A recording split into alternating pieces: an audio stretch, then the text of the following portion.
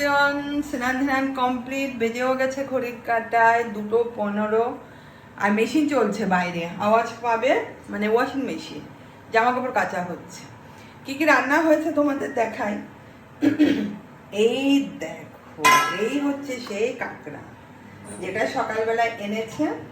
এই কাঁকড়া মাছটাই রান্না হচ্ছে। মাছগুলো না কেটে আনলে খুব ভালো হতো গো, কিন্তু এমন মানুষের কাছ থেকে আনে ওনারা কাটার কিছু থাকে না। এই দেখো, এই মাছটা যদি এমন করে কাটা হতো ভালো হতো, একটা ভিতরে আরো বসে, কিন্তু বাড়িতে এসে আর হয় না।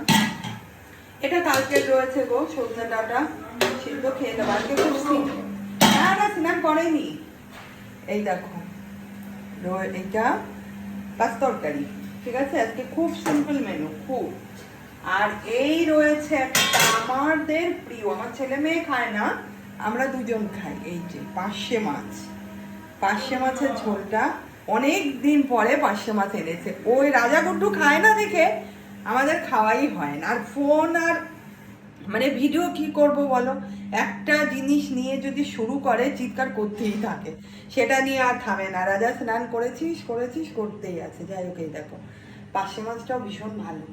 এই হচ্ছে আজকের মেনু, পাঁচ তরকারি, এই যে কাঁকড়া আর এই যে পার্শে। 2 রকম মাছ দিয়ে খাবো। আমার শ্বশুর বাড়িতে না